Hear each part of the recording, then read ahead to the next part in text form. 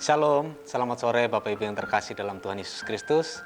Hari ini kita bersyukur lagi, kita bertemu di dalam program Sapa Senja.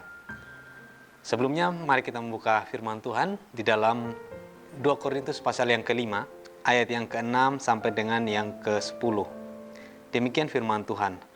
Maka oleh karena itu hati kami senantiasa tabah, meskipun kami sadar bahwa selama kami mendiami tubuh ini, kami masih jauh dari Tuhan. Sebab hidup kami ini adalah hidup karena percaya, bukan karena melihat. Tetapi hati kami tabah dan terlebih suka kami beralih dari tubuh ini untuk menetap pada Tuhan. Sebab itu juga kami berusaha, baik kami diam di dalam tubuh ini, maupun kami diam di luarnya, supaya kami berkenan kepadanya. Sebab kita semua harus menghadap tahta pengadilan Kristus, supaya setiap orang memperoleh apa yang patut diterimanya, sesuai dengan yang dilakukannya dalam hidupnya ini, baik ataupun jahat. Bapak Ibu yang terkasih dalam Tuhan, ini adalah kondisi ketika Rasul Paulus dituduh adalah bukan rasul yang daripada Tuhan. Makanya dia menulis surat ini untuk mengklarifikasi berbagai tuduhan. Artinya dia difitnah dan juga dalam kondisi yang saat itu tidak baik gitu ya. Lalu apa yang dia lakukan? Kita melihat di sini ada 3 hal yang Rasul Paulus lakukan untuk menghadapi tekanan di dalam hidupnya. Yang pertama ayat yang ke-6.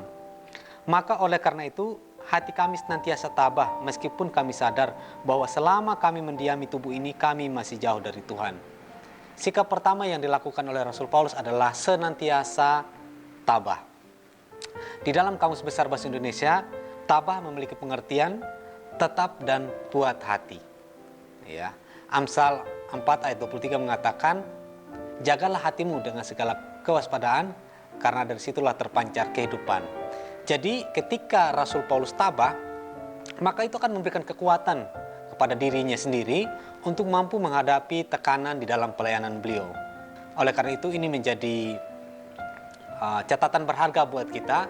Apapun kondisimu sekarang, apapun yang engkau alami, satu yang Tuhan inginkan yaitu tabah, senantiasa tabah. Karena orang yang tabah itu akan memberikan kekuatan untuk dapat menanggung segala persoalan yang dia hadapi. Lalu hal yang kedua yang dilakukan oleh Rasul Paulus adalah ayat yang ke-7. Sebab hidup kami ini adalah hidup karena percaya, bukan karena melihat.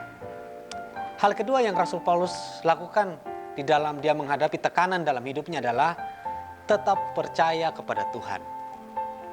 Bapak Ibu yang terkasih dalam Tuhan, memang sebagai orang percaya tidak mudah untuk kita tetap percaya kepada Tuhan.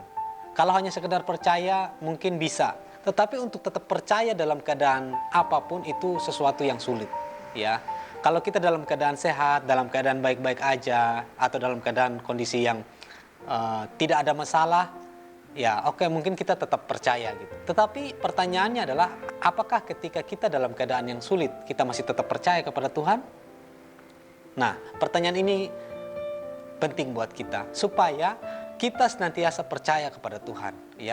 Karena di sini dikatakan, hidup kami adalah hidup karena percaya, bukan karena melihat.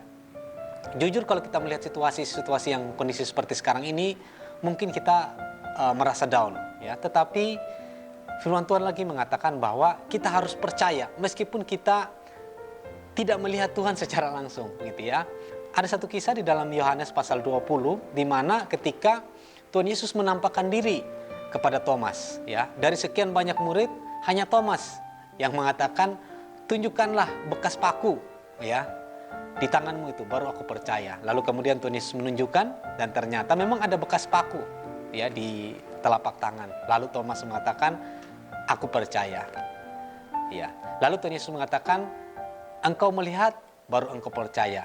Lalu Tuhan Yesus mengatakan juga, berbahagialah mereka yang tidak melihat tetapi percaya. Bapak Ibu yang terkasih, hal yang ketiga yang kita pelajari di sini ada di ayat yang ke-9. Apa yang Rasul Paulus lakukan dalam hidupnya? Ayat yang ke-9 dikatakan, sebab itu juga kami berusaha, baik kami diam di dalam tubuh ini maupun kami diam di luarnya, supaya kami berkenan kepadanya. Hal ketiga yang Rasul Paulus lakukan adalah hidup berkenan kepada Tuhan. Ini sesuatu yang penting karena hidup kita selalu ada dalam persoalan, ya. Siapakah yang tidak memiliki persoalan di dunia ini? Semua kita punya persoalan. Tetapi dalam tindakan-tindakan kita, dalam pilihan-pilihan kita, hendaknya kita selalu berkenan kepada Tuhan. Apapun yang kita lakukan, kita harus memikirkan apakah ini berkenan kepada Tuhan atau tidak. Dengan kita melakukan 3 hal ini, yaitu tetap tabah, tetap percaya meski kita tidak melihat Tuhan, dan tetap hidup berkenan kepada Tuhan, maka saya percaya kita semua akan menjadi orang-orang yang luar biasa. Karena di ayat 10 di sana dikatakan, sebab kita semua harus menghadap tahta pengadilan Kristus, supaya setiap orang memperoleh apa yang patut diterimanya, sesuai dengan apa yang dilakukannya dalam hidupnya ini, baik ataupun jahat. Ya, kiranya firman Tuhan ini menjadi berkat buat kita. Tuhan Yesus memberkati.